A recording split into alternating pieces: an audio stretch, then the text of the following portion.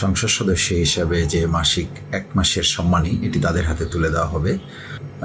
আপনারা ইতিমধ্যে অবগত হয়েছেন একটি বেসরকারি টেলিভিশন ডিবিসি চ্যানেলের মাধ্যমে যে আমাদের প্রিয় জেলা পটুয়াখালীর বাউফল উপজেলা সেখানকার ধুলি ইউনিয়নের চাঁদকাঠি নিবাসী 3 জন প্রতিবন্ধী ভাইয়ের অত্যন্ত মানবিক একটি বিষয় আমাদের দৃষ্টিতে এসেছে, আপনাদের অনেকের দৃষ্টিতে এসেছে।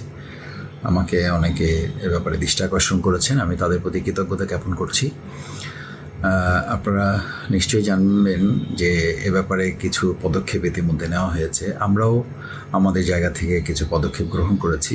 ইতিমধ্যে তার মা ইন্তেকাল করার পরবর্তী পদক্ষেপগুলো আরেকটু হৃদয় বিদারক হয়েছে। সঙ্গত কারণেই আমি আমার জায়গা থেকে ইতিমধ্যে আমাদের সম্মানিত এলাকার যারা গণ্যমান্য ব্যক্তিবর্গ আছেন, স্থানীয় এলাকাবাসী আছেন, ভিন্ন ধর্মাবলম্বী কমিউনিটির যারা নেতৃবৃন্দ আছেন তাদেরকে আমি বিষয়টি অবহিত করেছি এবং আজকেই অর্থাৎ আজকে 4 জুন তাদের হাতে আমার সংসদ সদস্য হিসাবে যে মাসিক 1 মাসের সম্মানী এটি তাদের হাতে তুলে দেওয়া হবে এবং একই সাথে তাদের বসত ঘরটি এর মাধ্যমে কিভাবে নির্মাণ করে দেওয়া যায় আর একটু ভালো করে এবং নিয়মিত তাদের খাবার দাবারের যে ব্যবস্থাপনা এটি আপাতত চালিয়ে নেওয়া সে ব্যাপারে আমরা উদ্যোগ গ্রহণ করেছি। আপনারা দোয়া করবেন আমাদের জন্য।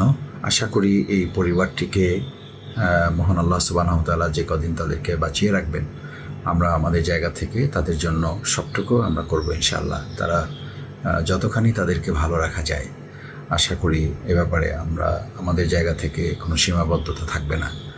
আপনাদের সকলের দোয়া চাই এবং আপনারা যারা বিশেষভাবে আমাকে অনেক জায়গা থেকে এ ব্যাপারে দৃষ্টি আকর্ষণ করেছেন এবং আমরা আমাদের জায়গা থেকে ইতিপূর্বেও কিছু উদ্যোগ গ্রহণ করেছিলাম, সেটি হয়তো অত্যন্ত অপ্রতুল। বিশেষভাবে আমরা বেসরকারি টেলিভিশন ডিবিসি চ্যানেলের কাছে কৃতজ্ঞ যে তারা এই বিষয়টি আমাদের আবার নতুন করে দৃষ্টিতে নিয়ে এসেছেন, সেজন্য তাদের প্রতিও কৃতজ্ঞতা স্বীকার করছি।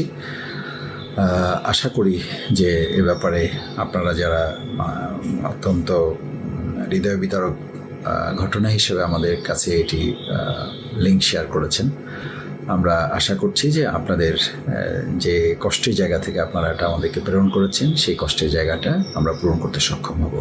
আমাদের জন্য দোয়া করবেন, ভালো থাকবেন। আসসালামু আলাইকুম রহমতুল্লাহ।